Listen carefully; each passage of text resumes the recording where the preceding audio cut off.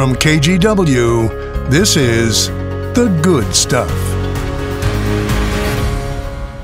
It's like true liberation. Why not put your chest out? Why not smile? Why not be proud?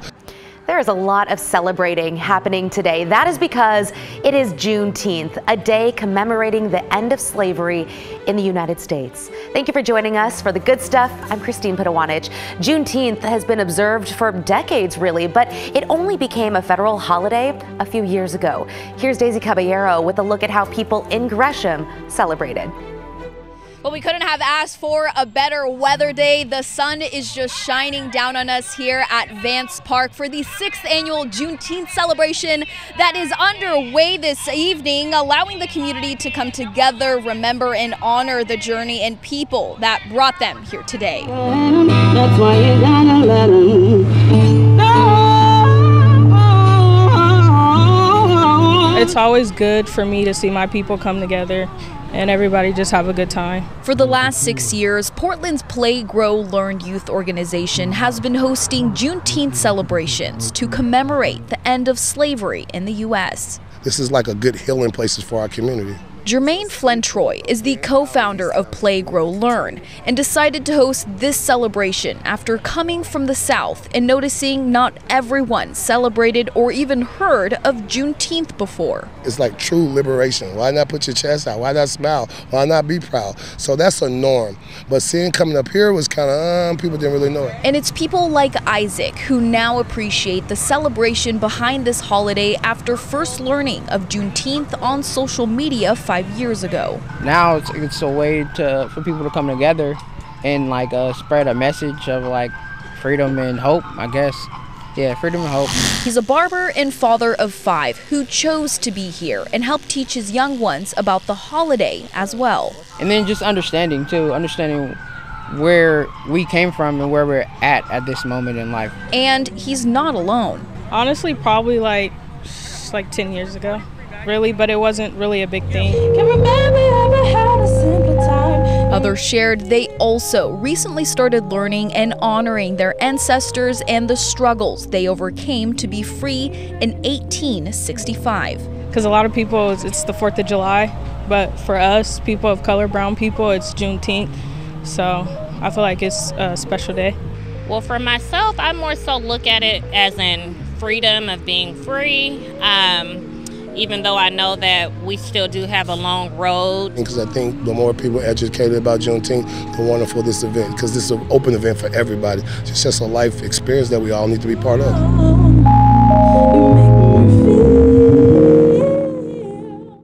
Yeah, I love everyone coming together like that. Daisy Caballero reporting. And you know, celebrations for Juneteenth started early. We're talking over the weekend.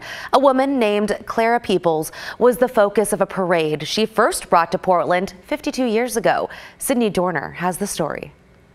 This Saturday, 1,500 people marched along MLK Drive in honor of Juneteenth.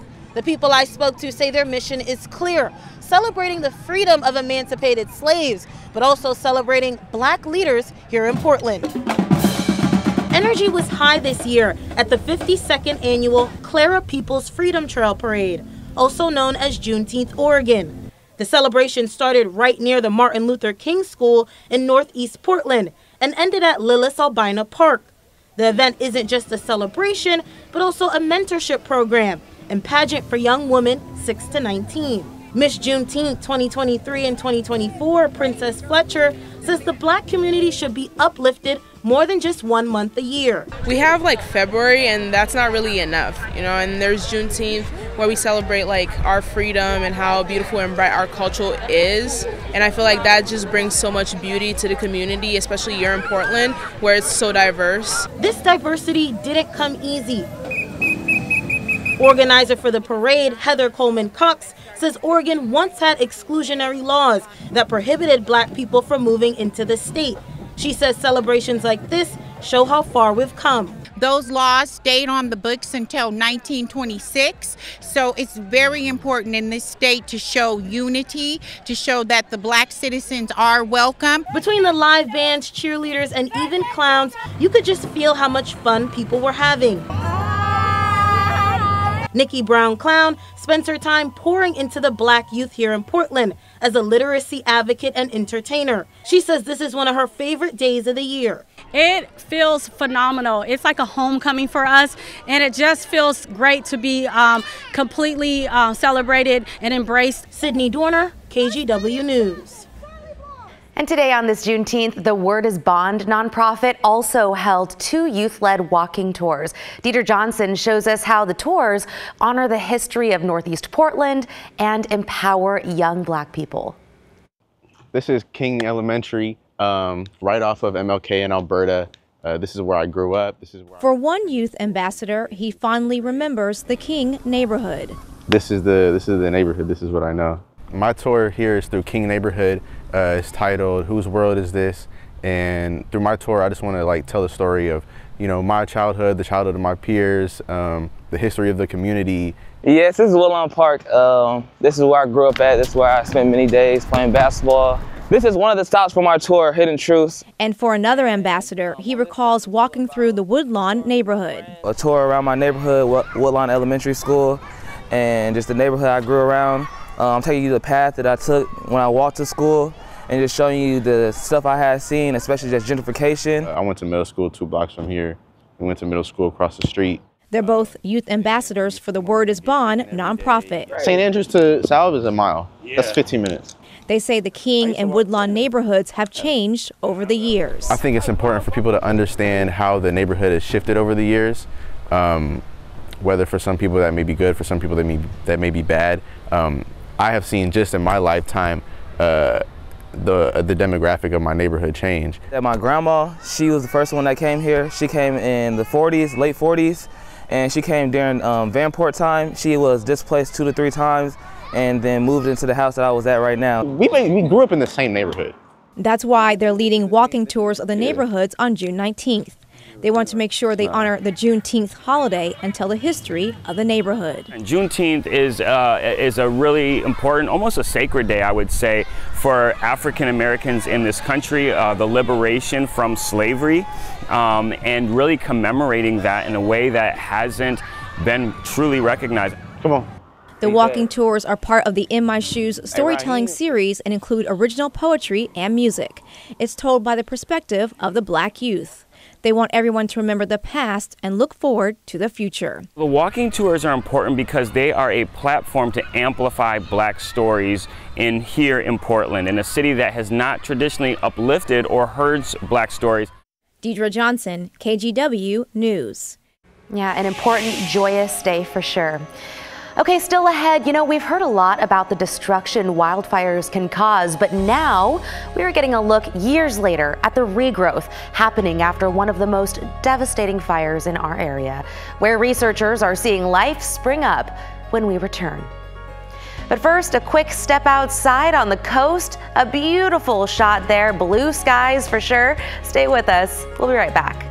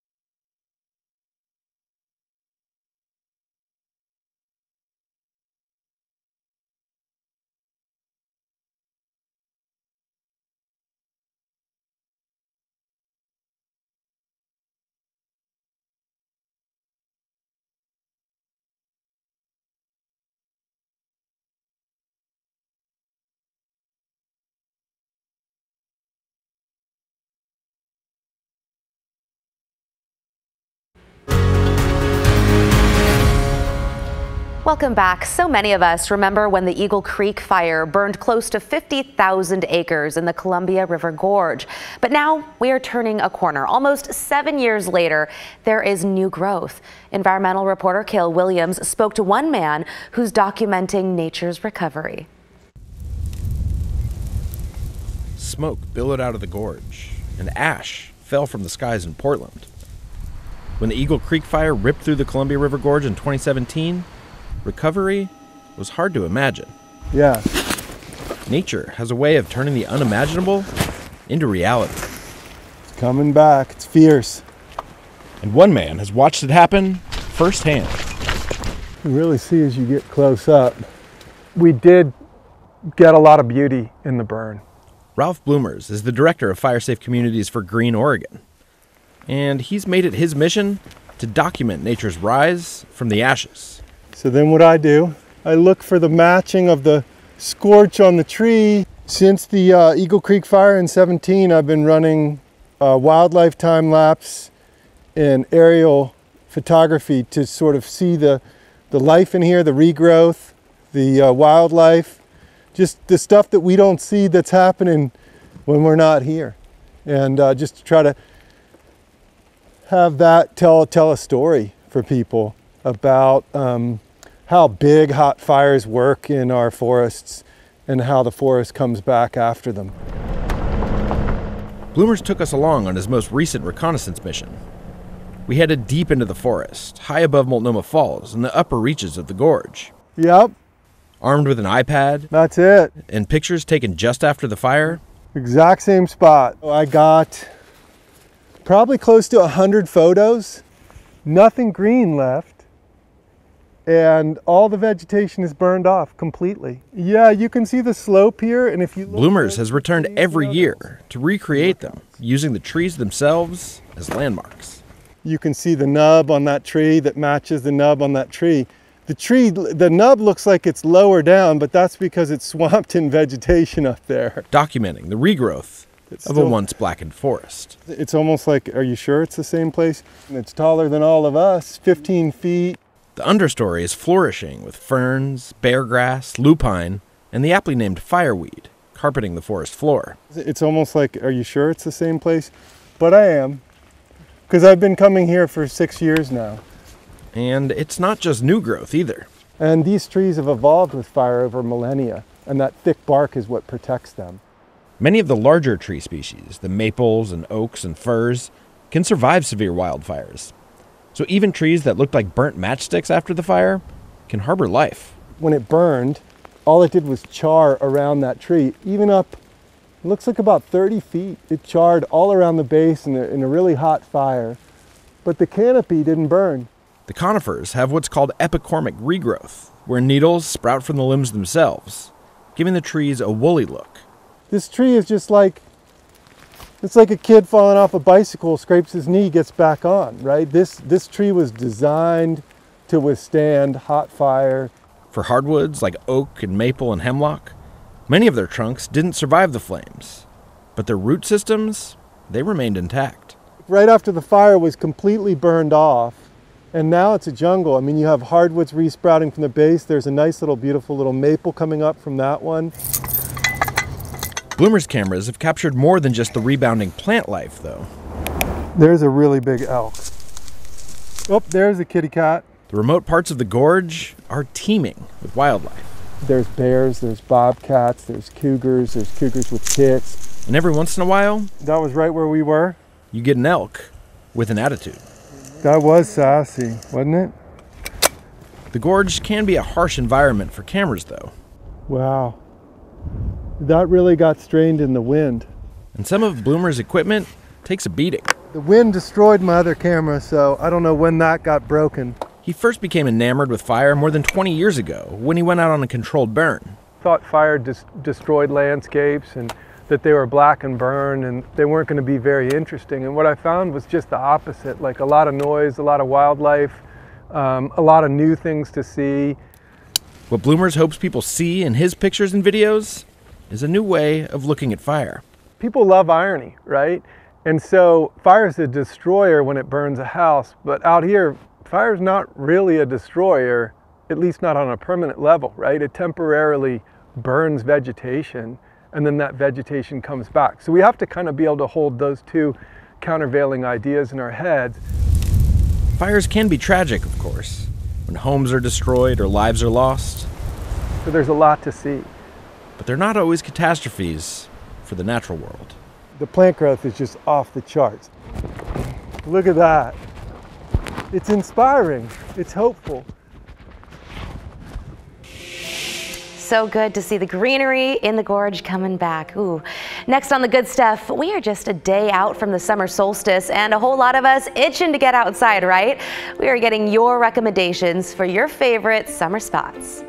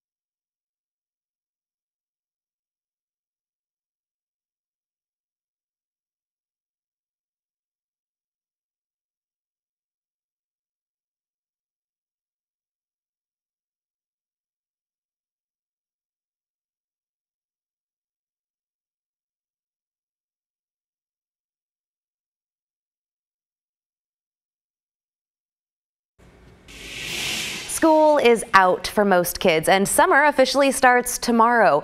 So we want to know where you're headed. We asked you to share some of your favorite summer spots.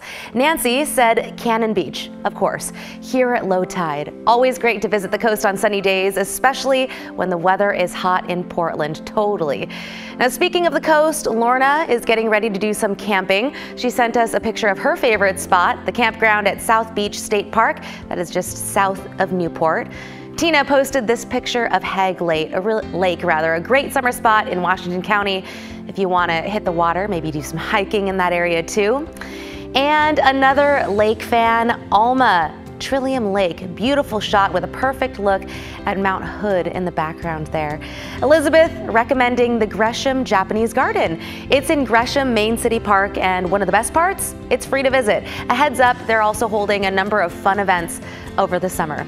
You can share your photos and stories of good stuff happening in your community all summer long and anytime. Just text us at the number on your screen, 503-226-5088. You can also email us at thegoodstuff at kgw.com. Hey, speaking of the summer, we also want to remind you that KGW and Safeway are teaming up to bag summer hunger. Students and families who rely on school meals during the school year are faced with food insecurity during the summer. But you can help make a difference. You can buy a bag of the most needed food items at Safeway checkout stands. Those bags will then go to families that need them. For more information, you can go to bagsummerhunger.com. We've also got more information on our KGW website. After the break, more things to get out and see, starting with some big events in our area this weekend, including the return of a summer favorite in Tigard. Stay with us.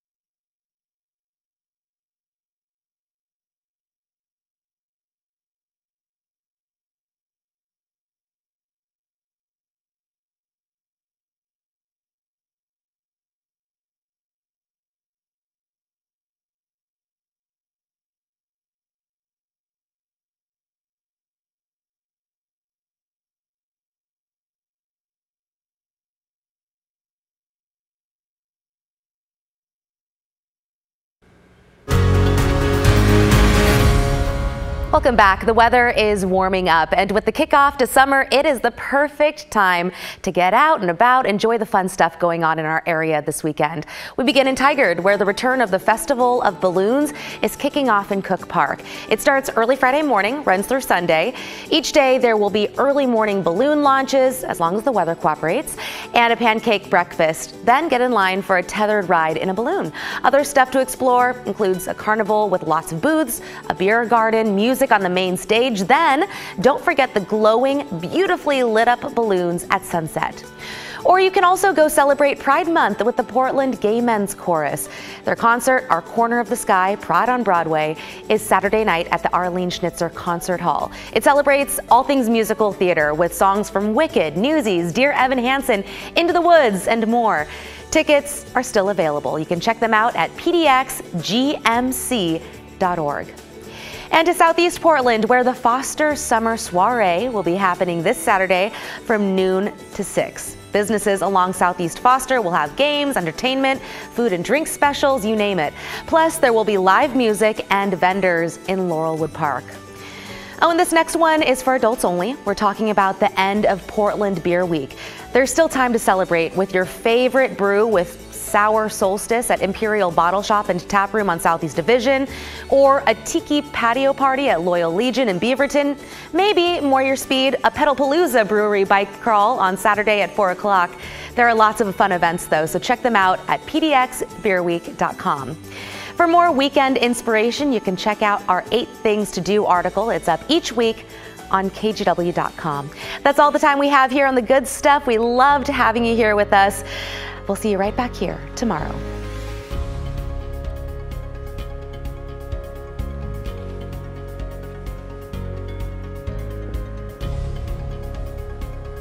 Thank you.